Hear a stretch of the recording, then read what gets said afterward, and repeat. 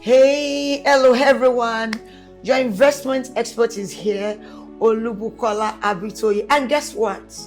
This episode is really going to be interesting because it's actually about smart investment, why you should invest. And strictly, this particular episode is for professionals.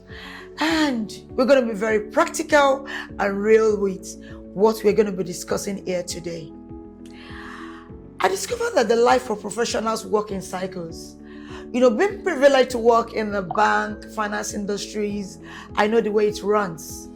You earn your salary, you spend it, there are some bills that are already there, and it goes on and on and on. You earn, you spend, you repeat it, you pay bills, and it continues to go. Along the way, especially for bankers, you borrow, you spend, and life goes on and on and on like that. So the question is, if an incident happens and you are not even able to work again, what happens to you? Do you have something that you can fall back to? And funny thing about the way life is structured, it gets to a particular age, you are not even able to work as you're able to do maybe when you're in your 30s, your 40s. What happens to you in your 50s or 60s? And that is why this topic stands to be very important and a critical aspect of financial wellness and financial well-being. This session is going to break down different ways of investing. It's going to break down why you should invest early enough and what you should even know about investment. So the first question is why you should invest. Why you should invest. Time is our greatest financial asset. The earlier you start, the more time your money has to grow. Even if you're only investing 1,000 or 10,000 a month, starting now gives compound interest years to work in your favor. So don't say, oh, I'm 50, it is late. No, you can start now. Time is our greatest financial asset and it should be done as early as possible. For young professionals, you are privileged to hear this. Start now. Secondly, savings alone won't build wealth. I know I have preached savings over time, and I will always talk about savings and how important savings is. Because there are some factors that we do not have control over, like inflation. Inflation reduces your money value over time. But investment, it will help your money not only stay safe, but also to increase it. It makes it grow. It will make it grow faster even when there is inflation. Thirdly, you can build passive income. How do you feel that you are not going to work and your investment, your money is working for you wherever it is? It gives you that peace of mind. It secures your future. That is the power of investing. This is the only way to create financial freedom, not just earning income. Like I said, professionals, it's like a cycle. You earn today, some would have even borrowed. Before the salary is landing, the money is out, and you spend, you pay bills, you pay wages, you pay this, and you are still waiting for another month's salary, and life goes on and on and on like that. You can't continue to do this and be a free person and live a good quality life financially. What you need to know before you start investing. The first one is you don't need to have millions to start investing. No. I have mentioned this over time. If you cannot save when you have 100,000 or invest when you are earning 100,000, when you earn 1 million, it will still be difficult for you to invest. So it is not about the volume of money. Oh, when I have millions, when I have 100 million, I will start saving or I will start investing. It is a culture. It is a habit, and you need to start now. Start little. You don't need to be super rich before you start investing. There are so many investment platforms today that you can even start as little as 10,000 naira. And you will just see that that money is working for you instead of that money staying idle in one account. Number 2, emergency fund. I've said this over time. You need to start building that from day one of your life. I've said it in many of my, episodes about my mother telling me when I gave birth to my child. He said, build emergency fund. When I gave birth to my first child, she said, you are a mother now. You have a dependent. Emergency can come in at any point. Not even on children alone. Even things that matters to us. Must you now go out and start begging people, please, I have somebody has an accident, we need to raise money. It makes you look like an irresponsible person. As a professional, create room for emergency fund.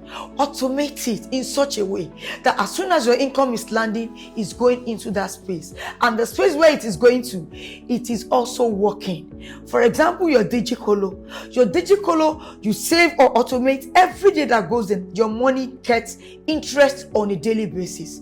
And the interest is not just 4% or 5%. We are looking at in between 14% and 21% in this economy. And that is why you need to take advantage of all these opportunities. And the third one is your risk appetite. I try to be very practical whenever I have the opportunity to speak in a forum like this, because it has to be the facts and the truth. Investments can go south. No, seriously. Investments can drop. Some things can happen. Okay, I want to make an example. I will take it from the pension. Pension was created to take care of our, future, so that when you stop working, you have something to fall back to. But as soon as your investment gets to a certain amount, the pension company would ask you where you want your money to be invested in, based on your risk appetite. The higher the risk, the higher the return. So that is why at Digital Space Capital, under our advisory unit, we ensure that we profile our customer very well before advising them on what to invest in. From age 60 and below, we discover that they love to just invest in treasury bills, government bonds. It's almost like 100% risk-free. And though the return may not be as high as other ones, but they are comfortable with it. And that is why your risk appetite is very important here. Your age and a lot of other factors also be put into consideration. And the number 4 is understand your financial goals. Do you even have a financial goal? Do you have a goal? Do you put it down? What are you investing for? There must be a reason. Is it for your retirement? Is it for passive income? Or you want to build a house? Or your goals determine the type of investment. And the 5th one is you need to do your research properly.